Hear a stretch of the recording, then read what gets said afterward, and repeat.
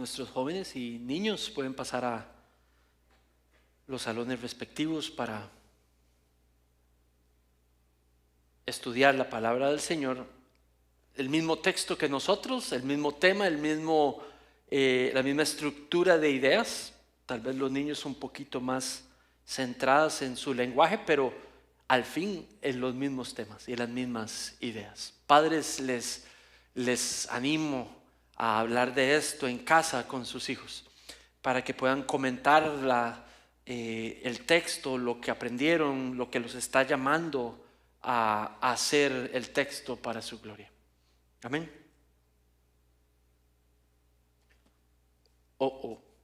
¿Qué se hizo el puntero? Mi hermano, ¿puedes ver si está en estos dos? Pueda que lo haya dejado ahí. Te lo agradezco mucho para poder pasar las filminas. Ahí está. Muy bien. Gracias, Alex. Te lo agradezco, mi hermano. Muy bien. Una fe cierta, una fe basada en la certeza de convicción, es eso.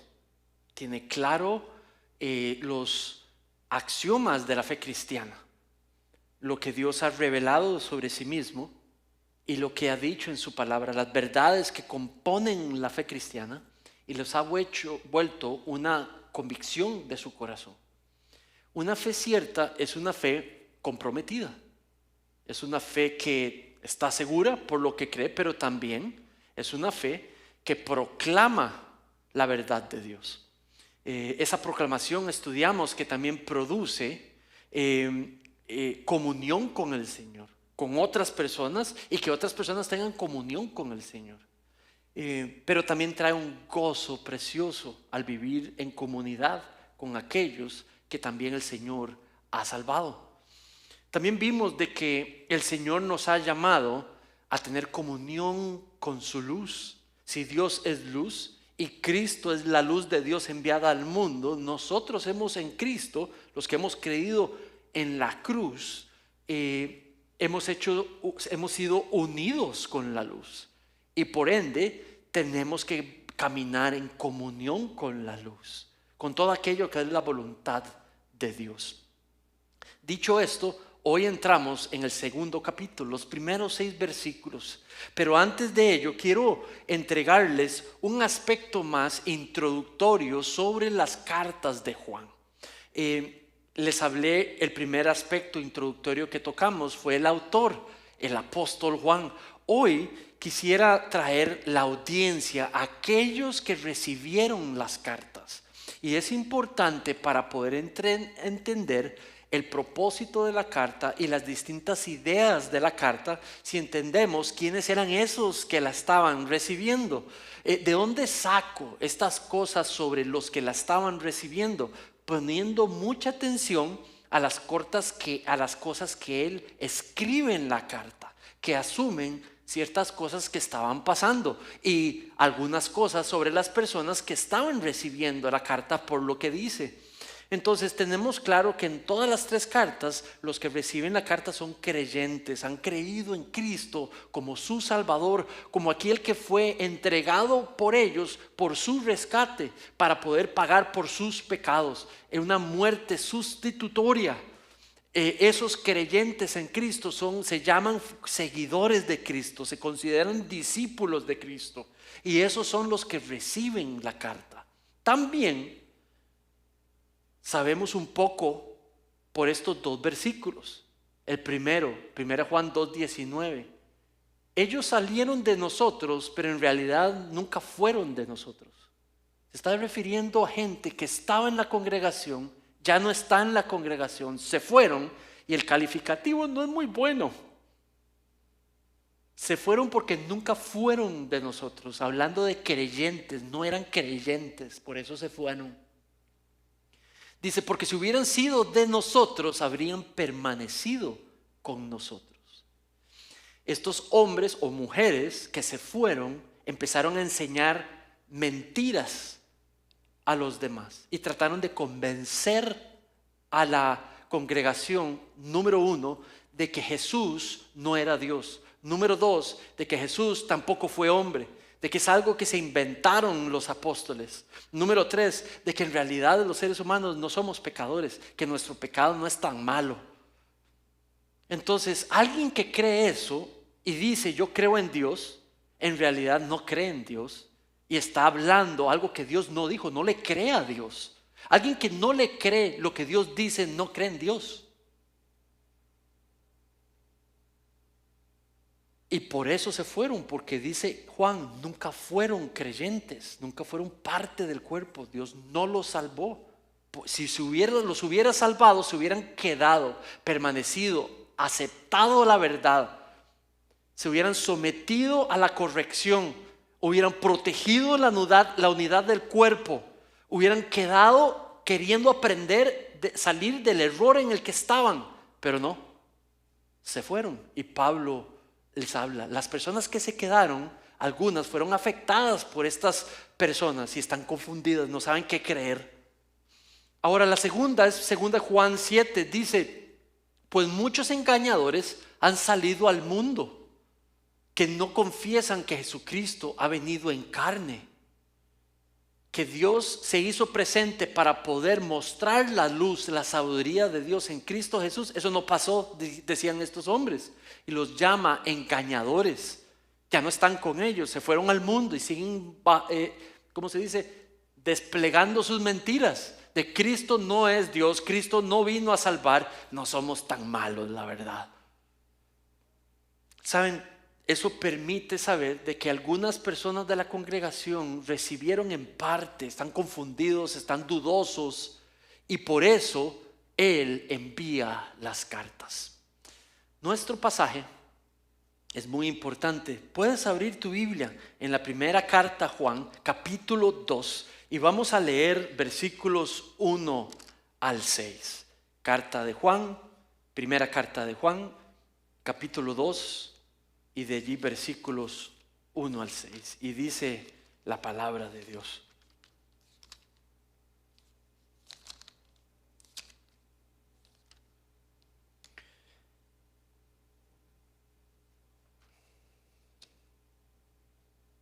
Hijitos míos, les escribo estas cosas para que no pequen. Refiriéndose a las 3 cartas.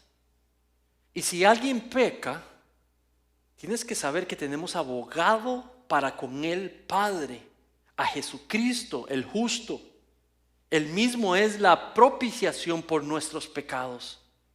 Y no solo por los nuestros, sino también por los del mundo entero. Y en esto sabemos que lo hemos llegado a conocer si guardamos sus mandamientos.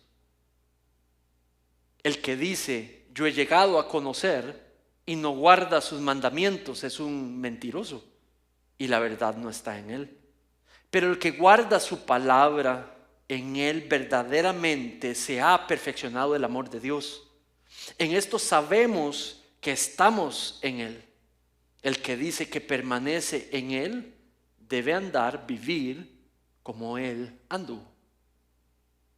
Oremos, mis hermanos. Padre, en esta tarde te damos gracias por tu palabra, por tu Hijo Jesucristo, el privilegio de poder estudiar juntos en la libertad que tenemos para estudiar tu palabra, Señor. Te pedimos guía para entenderla, te pedimos guía, Señor, para aplicarla. Te pedimos que puedas permitirnos entender, oh Dios, lo que nos estás llamando a hacer en esta tarde, Señor. Lo que nos estás buscando, lo que estás buscando enseñarnos de tu palabra, reforzar o por primera vez oír. Permítenos encontrar el propósito de esto. Y por último, Señor, el cambio que quieres traer, la transformación que quieres traer, ya sea en nuestras acciones, ya sea en nuestro corazón, ya sea en nuestras maneras de hacer las cosas. Padre, haz tu obra en esta tarde para tu gloria. En el nombre de tu precioso Hijo Jesucristo, te pido esto. Amén. Saben, el tema de esta sección es santidad. Es un llamado a la santidad. Y lo que el Señor nos está llamando a hacer en este tercer extracto de la palabra es un llamado en esta tarde a cada uno, un llamado personal del Señor a ti, del Señor a mí, a buscar su santidad, a abrazar su santidad y a caminar en ella. No importa lo que digan otros, no importa lo que haya pasado en nuestro pasado, abrazar la santidad, porque es la marca de aquel que es la luz. Es lo propio de aquel que ha sido unido a la luz. Si somos de la luz y Dios es luz, necesitamos poder caminar en la luz. Y eso es lo que el Señor te está llamando a hacer hoy. Por ende, mis hermanos, el llamado que el Señor está haciendo a Manrique Salazar desde que empecé a estudiar este texto esta semana es: mi hermano Manrique, hijo Manrique, no peques más. No peques, aléjate del pecado. Y creo por eso quiero llamarlos a hacer el mismo llamado esta tarde. No estoy asumiendo que estás pecando, pero el llamado es igual. Mis hermanos, no pequen. Mis hermanos, aléjense del pecado. Conozcan sus luchas, estudien sus luchas, escriban sus luchas, estudienlas y rechácenlas para la gloria de Dios.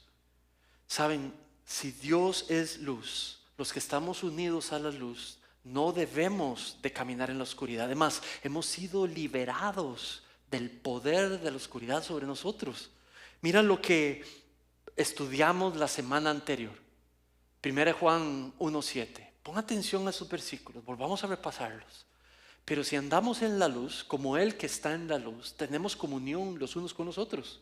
Dice, ahora mira esa segunda parte. Los que están en comunión con la luz, la sangre de Jesús, su Hijo, los limpió de todo pecado. Lo que eso significa no es de que ya no pecamos más, lo que significa es de que el poder del pecado fue roto sobre nosotros. Podemos cambiar. Podemos cambiar. Hemos sido hechos libres, esclavos del pecado, libres para hacer su voluntad. El llamado a no pecar es porque hemos sido hechos libres para hacer lo que le agrada, no para hacer lo que no. También estudiamos, y lo vuelvo a traer para recordarlo, todo está conectado. Si confesamos nuestros pecados, 1 Juan 1:9, si confesamos nuestros pecados, Él es fiel y justo para perdonar los pecados. Está hablando del momento en el cual creímos en Cristo como nuestro Salvador. Ese día que se empezó la fe, que recibimos la salvación, dice que también fuimos limpiados de toda maldad y que nuestros pecados nos fueron perdonados. Entonces yo creo que Dios nos está hablando a todos aquí, porque Él nos perdonó, porque Él nos liberó del poder del pecado. No pequemos, no pequen contra mí. La exhortación de Juan es la exhortación para mí, y la exhortación para mí es la exhortación para ustedes. Mis hermanos, rechacen el pecado. Mis hermanos, no pequen. Los que han sido perdonados, las que han sido perdonadas, los que han sido hechos libres o hechas libres, no pequen. Rechacen la tentación del enemigo. Limpien sus vidas del pecado. Maten toda manera de pecado en nuestras vidas para la gloria de Dios. Juan en este versículo habla como con un tono de libertad, de liberación. Mira lo que dice: les escribo estas cosas, hijitos míos, les escribo estas cosas para que no pequen. El propósito de Él es que los creyentes no pecáramos. Esta carta viene para advertirnos, para confrontarnos, lo que sea tu caso, ya sea el mío o el tuyo, dejemos que haga su propósito. Tiene un tono pastoral. Este apóstol está en sus últimos años, está en sus 80, 70, últimos 80, cuidado, y 90. Por eso vuelve a ver a los creyentes y les dice: mijos, mijitos. Eso es un señor canoso, con mucha barba, por lo tanto muy sabio, ¿verdad? Larga barba. Y les dice: mijitos, no pequen. Ustedes han sido hechos libres, han sido perdonados. Caminen como alguien que valora el perdón recibido, la libertad que ahora pueden practicar. Son libres para no pecar. Ahora, Juan sabe de que los que hemos decidido caminar en la luz, en busca de obedecer a Dios, vamos a ser tentados a pecar. Juan sabe que los seguidores de Cristo pecamos todavía. Dios sabe que en este cuarto, aquí, en este lugar, hay pecadores. Y los creyentes entre nosotros vamos a luchar con nuestro pecado mientras buscamos al mismo tiempo caminar en la luz. Pero Dios, lleno de gracia, a los creyentes entre nosotros nos proveyó algo para que cuando pecamos se puedan restaurar nuestros corazones después de pecar. Entonces está hablando que si bien llama a no pecar, en caso de que pequemos, Él ha provisto un regalo para que podamos ser restaurados de nuestro pecado a caminar de nuevo en la libertad. Y ese regalo es una persona. Ese regalo es una persona. Esa persona es descrita como nuestro defensor. Cuando habla la palabra defensor, la palabra traducida como defensor, está allí en el versículo.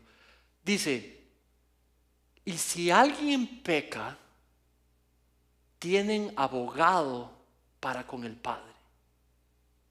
La palabra abogado podría ser traducida también: tienen defensor, intercesor ante el Padre. Dios ha provisto una persona. Esa persona es un regalo y es descrito como nuestro abogado, como nuestro intercesor, como nuestra ayuda delante del Padre cuando Él ve que hemos pecado contra Él, pero cuando nos arrepentimos y le traemos en confesión nuestro pecado. Ahora, ese que está en la presencia del Padre habla por nosotros al Padre. Se coloca en nuestra defensa delante del Padre, dice Juan. Y ese Padre, cuyo defensor le habla en nombre de nosotros cuando pecamos, es un Padre que ama a sus hijos y que no tiene ningún problema con perdonar a sus hijos, porque es un Padre amoroso. No es un Padre aireado, completamente iracundo, recibiendo la noticia de que mi hijo, cada uno de ustedes, pecó contra él.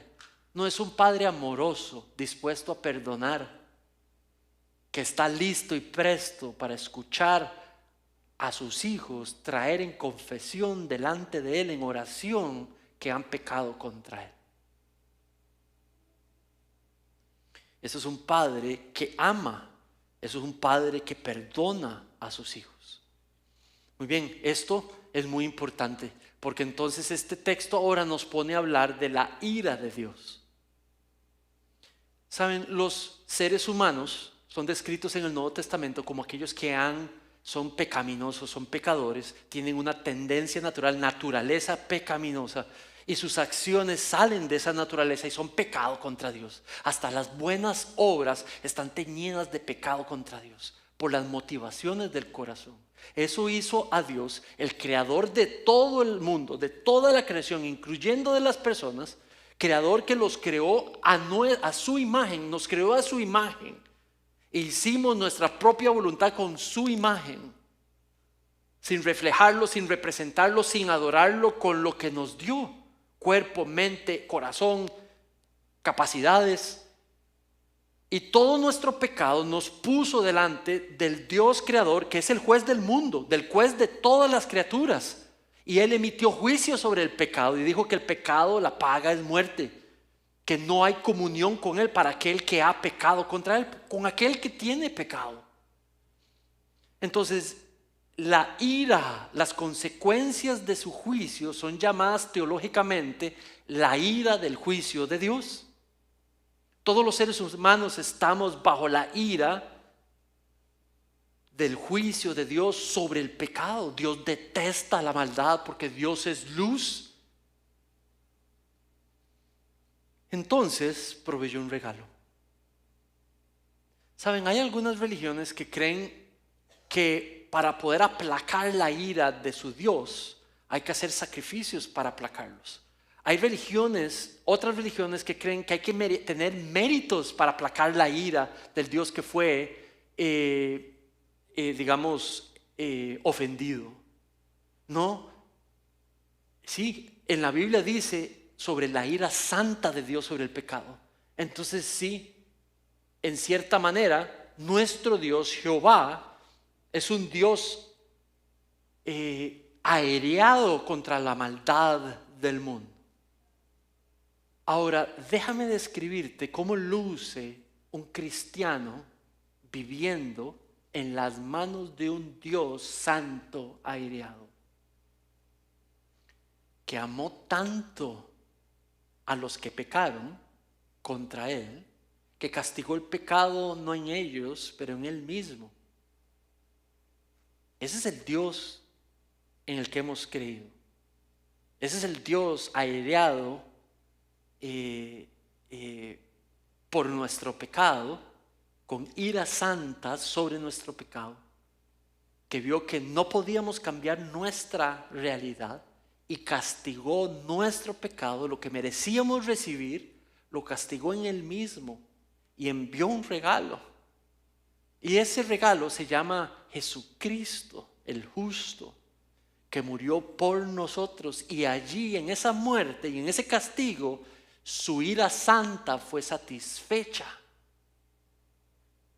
para que pudiéramos nosotros tener relación con Él, y su ira fue castigada en Él mismo, en su Hijo, que murió la muerte de un pecador que solo un pecador se merecía. Y entonces ahora ya se suplió, se satisfizo la ira de Dios. Y el Dios airado ahora se presenta como un Dios que adopta a sus hijos, hace sus hijos a esos pecadores que han puesto su fe en la obra de Cristo, y los hace sus hijos por medio de la fe, y vive ahora en una relación de padre amoroso con ellos, que cuando pecan les colocó un abogado defensor. Cuando vienen confesantes, arrepentidos a su padre, porque saben que tienen derecho, como un hijo viene a su padre, vienen arrepentidos y le presentan su pecado, saben que tiene un padre escuchando, amoroso, perdonador, que inmediatamente los perdona.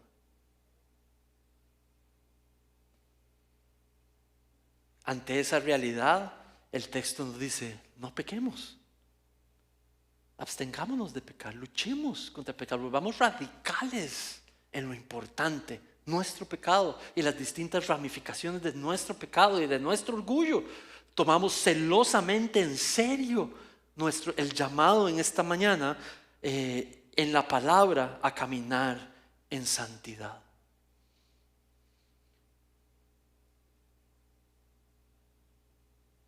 El regalo es una persona. Esa persona se llama Jesucristo, es nuestro abogado defensor cuando pecamos, pero también describe que si bien Cristo mismo intercede por nosotros como defensor en el cielo, también dice que Cristo es la propiciación por nuestros pecados. Y eso es muy importante, quiero que memorices esa palabra. Es una palabra que no usamos en español. Propiciar, el propicio de la ira de una persona. Propiciar la ira de una persona. No usamos esa palabra en español. Un sinónimo sería satisfacer la ira justa de una persona. Satisfacer, cumplir, para que ya esa ira se aplaque. Ahora, de nuevo, no es la ira humana, es la ira santa de Dios sobre el pecado. Entonces, ¿cómo funciona? Bueno, Dios en su ira santa, colocó a Cristo para poder castigar, colocar su ira sobre él por el pecado de toda la humanidad, para que entonces, una vez aplacada su ira, él pueda venir a ofrecerle a la humanidad que reciba ese regalo de perdón y ese regalo de salvación, que crea en Cristo crucificado, resucitado y ascendido, para que reciba los beneficios de la cruz.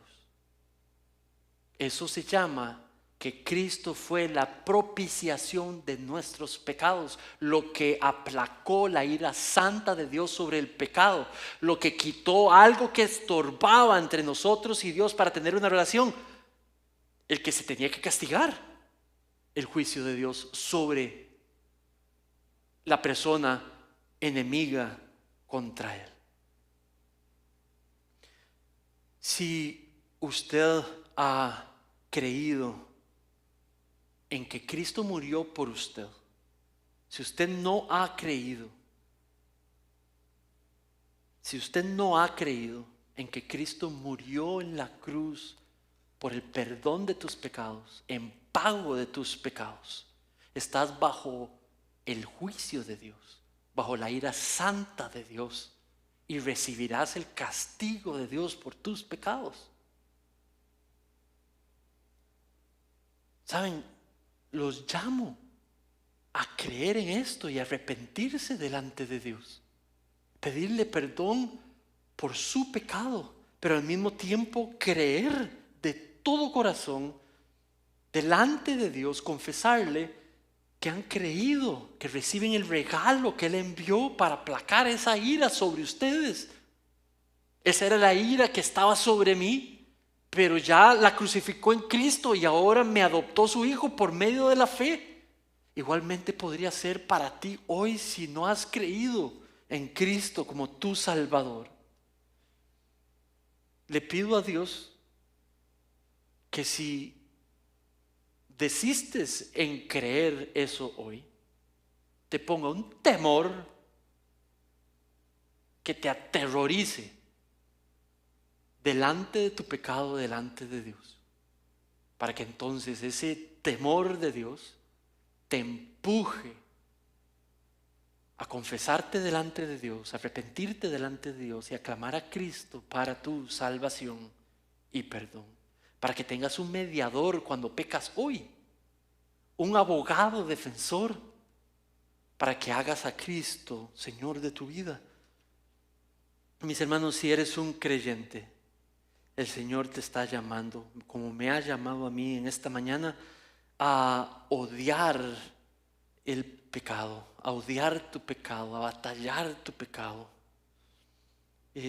a recordarte que si pecas, no dejes que el enemigo te mate con la culpa.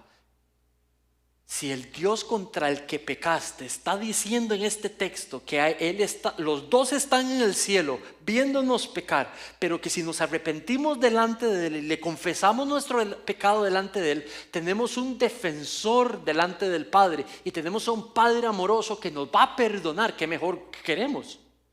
¿Qué más necesitamos? Si valoramos esto, entonces batallamos con nuestro pecado. Si damos por sentado esto y lo minimizamos, seguiremos pecando,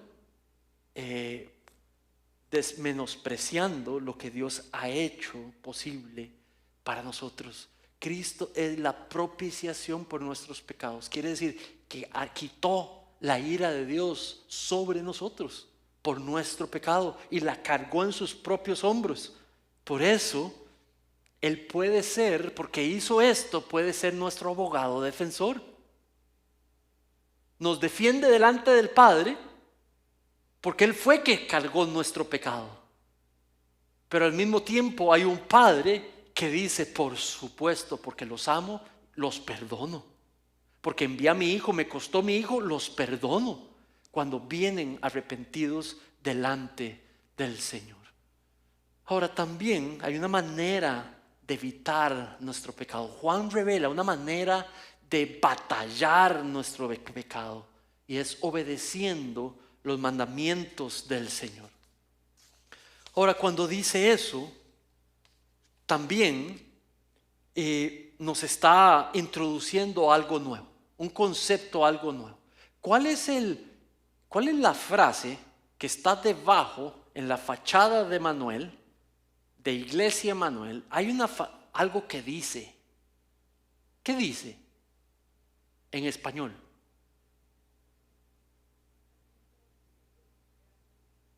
Esa es la misión de nuestra iglesia, pero aquí en la fachada dice Iglesia Manuel, en esta fachada de aquí dice Iglesia Manuel y abajo dice to know him and to make him known. To know him significa conocerlo y to make him known significa darlo a conocer. ¿De dónde sale eso? De este texto. Mira lo que dice. Dice, hijitos míos, les escribo estas cosas para que no peguen, y si alguien peca, tenemos abogado con el Padre, Jesucristo el justo. Él mismo es la propiciación por nuestros pecados, y no solo por los nuestros, sino también por los del mundo. Y en esto sabemos que lo hemos llegado a conocer. Conocerlo. Ahí dice conocerlo y darlo a conocer. El concepto de conocer a Dios es presentado por primera vez. Aquí dice conocer a Dios, el que conoce a Dios, el que ha llegado a conocer a Dios. ¿Cómo sabemos si conocemos a Dios? Dice, si guardamos sus mandamientos. Ahora, cuando hablamos de guardar sus mandamientos, está hablando de un sentido, un deseo establecido de querer conocer la voluntad de Dios, el carácter de Dios. A eso se habla. Una fe certera, una fe cierta, establecida, una que tiene seguridad de fe, ha decidido conocer a Dios y confiar en lo que la palabra dice sobre Dios, sobre sus propósitos, sobre su voluntad, sobre su carácter, sobre su visión de nosotros.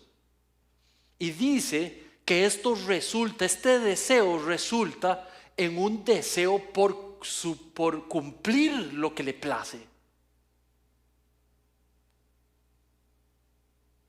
Conocerlo es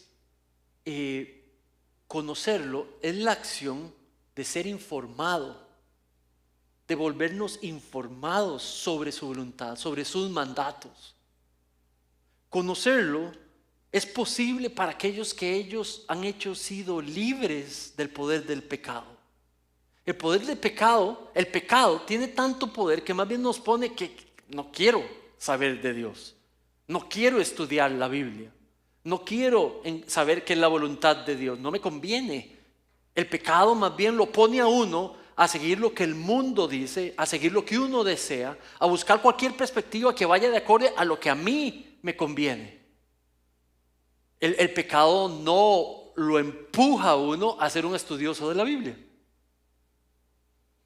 Pero aquellos que han sido hechos libres del poder del pecado empiezan a desear conocer sobre Dios, su voluntad, y en un proceso ir colocándose en una posición obediente delante de Dios. La primera marca de una segunda marca de una fe certera, de una fe cierta, es una búsqueda por conocer al Señor y responder a ese conocimiento con un deseo de caminar en santidad. ¿Cuáles mandatos tiene en mente Juan cuando dice, y en esto sabemos que lo hemos conocido, si obedecemos o guardamos sus mandatos? ¿Cuáles mandatos? Se está refiriendo a las palabras de Cristo, a los mandamientos de Cristo, a las palabras de Cristo, no solamente a los conceptos, a las direcciones o directrices, a los mandatos per se, pero a todos los conceptos, doctrinas, enseñanzas, posiciones, perspectivas que Cristo reveló. La mente de Cristo, la manera de ver de Cristo, porque es la manera de ver de Dios. Mateo 28, 20 dice: vayan y hagan discípulos de todas las naciones, bautizándolos en nombre del Padre, del Hijo y del Espíritu Santo. Y dice: enseñándoles a obedecer todo lo que yo les he mandado. Entonces los mandamientos de Cristo son a los que se está refiriendo. De hecho, el versículo 5 va a decir: el que me conoce es el que sigue mi palabra, mis palabras. Una persona que clama conocer a Dios está caminando en obediencia a los mandatos de Dios. Porque si clamamos creer en Dios, le creemos a lo que dice.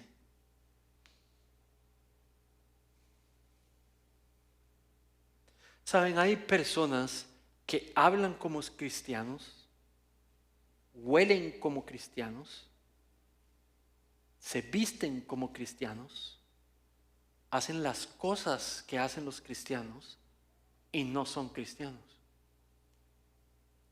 Dice: el que dice yo he llegado a conocer y no guarda sus mandamientos es un mentiroso y la verdad no está en él. Esta es la segunda vez que llaman mentirosos a alguien. La primera vez fue en el texto anterior. Y dijo: todo aquel que diga que no hay pecado en él es un mentiroso, porque Dios ha dicho que si hay pecado en todos nosotros. Y cuidado, que el que dice eso llama mentiroso a Dios, es un crimen contra Dios. Ahora aquí dice: aquel que dice yo creo en Dios, yo creo en Jesucristo, y hace con su vida lo que le da la gana, no es cierto que cree en Dios. No es cierto que cree en Dios. Es mentira si dice que cree en Dios. Y no yo. El texto, Dios detrás del texto, es el que llama a esa persona mentirosa.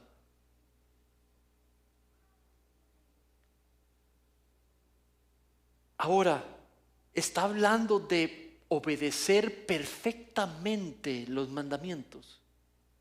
No, pero fielmente, con toda nuestra capacidad. Porque ha sido hecho libre, porque ha sido perdonado. El creyente, si no lo logra, entonces sabe que tiene un abogado defensor, viene en confesión delante del Padre a pedirle perdón por la ofensa que ha emitido. Si otro hermano o hermana ve su pecado y viene y lo confronta y le hace ver su pecado, se enoja con él porque le dijo sobre pecado. No, más bien porque vive una vida de arrepentimiento, agradece la valentía de ese hermano o hermana y trata de escuchar diligentemente para ver si en verdad hay pecado. Vive en sumisión a un cuerpo local de Cristo. Está sometido a todos los miembros del cuerpo, de que si hay pecado en él, se ha puesto en un proceso de disciplina de iglesia, porque es la oportunidad de traer restauración a su corazón.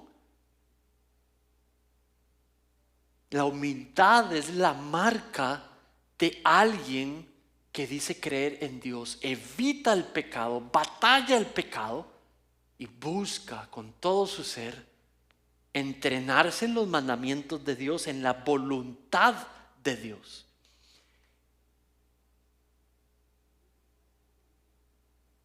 El proceso de membresía en esta iglesia duraba 1 hora. ¿Cómo es posible que en 1 hora usted le va a mostrar a una persona cómo se vive una vida para la gloria de Dios? En 1 hora. Ya sea que usted pasó por un entrenamiento teológico de un discipulado puro, ahora está entrenado para saber cuáles son los mandatos de Dios. Pero si usted no ha pasado ahí, no está entrenado todavía. Por eso los estoy llamando a todos a llevar el curso de membresía, para que puedan entender con prueba bíblica cómo quiere Dios que vivan sus vidas. Y yo no creo que aquí haya alguien, yo no me atrevería a decirlo que usted ya lo sabe todo sobre la Biblia. Yo no lo sé. Y yo le aconsejaría, tampoco lo haga. Entonces quiero invitarles en humildad. En esas 7, 8 lecciones, que algunas las hace desde casa, va a poder enterarse de cómo luce un miembro del cuerpo viviendo una vida para la gloria de Dios. Te vas a dar cuenta de que hay cosas que ya sabías, gloria al Padre, pero te vas a dar cuenta de cosas que no sabías.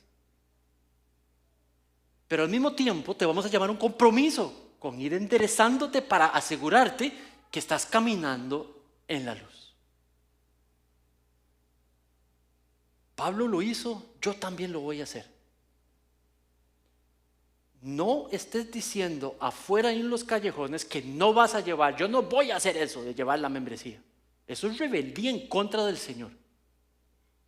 Te quiero llamar con humildad. Si eres uno de esos, arrepiéntete de todo corazón y confía en la voluntad del Señor. Practica humildad. Confía en el llamado que estás haciendo y apúntate en esa lista para llevar el curso del Evangelio. Algunos miembros de esta congregación no han podido explicar qué es el Evangelio en inglés ni en español. Quiero asegurarme que tú conoces el Evangelio. Lleva el curso, es el requisito para el curso de membresía. Si estamos hablando de un creyente en Cristo Jesús que puede expresar el Evangelio, entonces puede ser un miembro del cuerpo y tomar tus responsabilidades del cuerpo. Entonces, en ese curso de miembro le podríamos llamar otro nombre. Le podríamos poner discipulado 1, 2 y 3. Pero le pusimos membresía. Entonces, ese curso es para aprender la voluntad de Dios a la hora de pertenecer en un cuerpo. No solo en esta iglesia, pero en otras iglesias me he encontrado cristianos que tienen 30 años de clamar, creen a Cristo y son completamente ignorantes de la voluntad de Dios. ¿Cómo puede ser eso? ¿Cómo puede ser eso?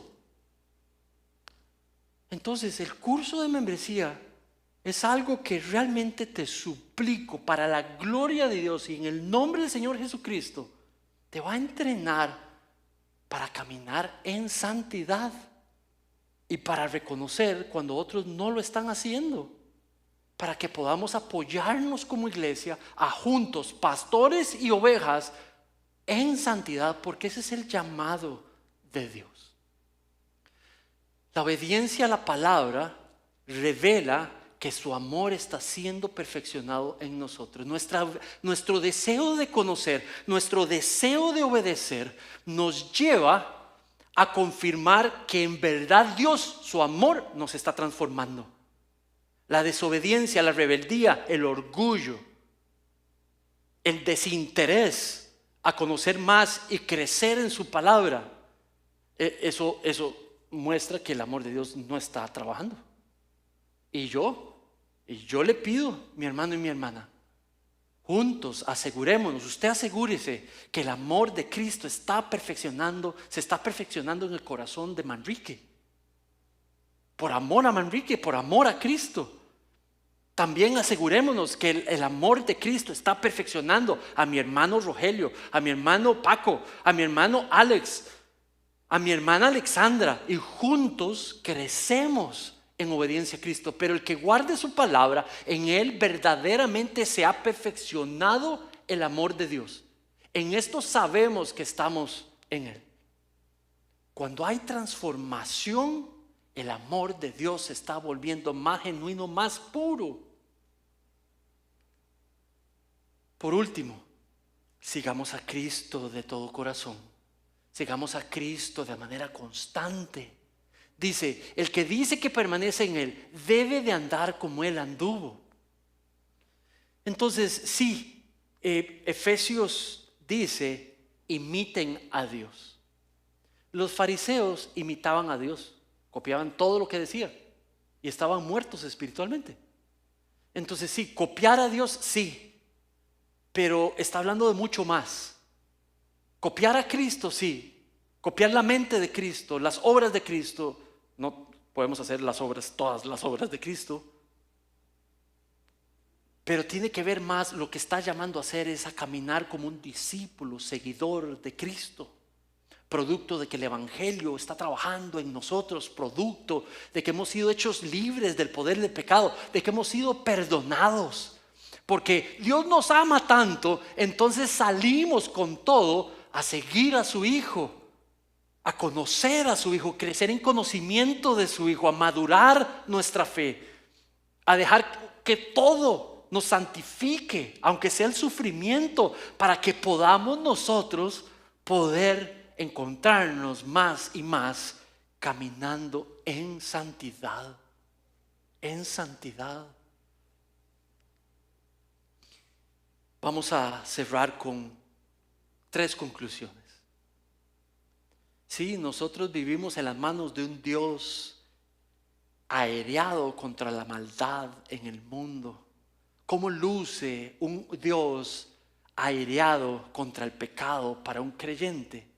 Que cuando pecamos contra Él, nos espera con manos abiertas, confesándonos, arrepintiéndonos, sabiendo que su Hijo está sentado a la derecha del Padre, intercediendo por nosotros, como nuestro defensor.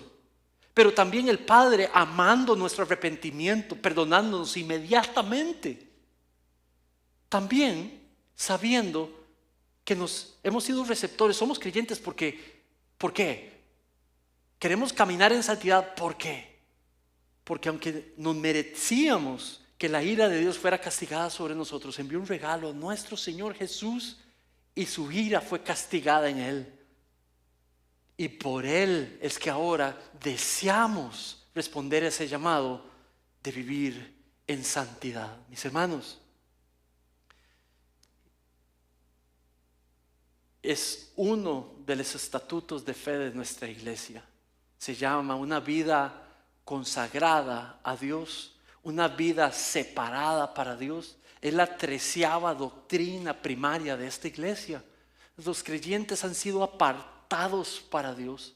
Y en esa doctrina, que la vamos a estudiar juntos, si confías en nuestro liderazgo, por medio de este curso, vas a ver todos los pasajes bíblicos que hablan de que somos llamados a vivir en santidad para la gloria de Dios y nos comprometemos como cuerpo a vivir juntos. Y eso va a implicar un compromiso de parte tuya. Sí, yo me comprometo, pastor, a vivir en santidad para la gloria de Dios. Y sí, yo también me comprometo, pastor. Es más, yo tengo que firmar ese documento también. Yo me comprometo, Manrique Salazar como pastor, de que si hay pecado en mí, yo recibiré la confrontación amorosa y la invitación amorosa de mis otros hermanos, pastores o miembros, y me someteré a su liderazgo y buscaré restauración de mi corazón. ¿Cuántos pastores salen corriendo después de pecar? ¿Cuántos miembros pecan y salen corriendo a hacer su voluntad?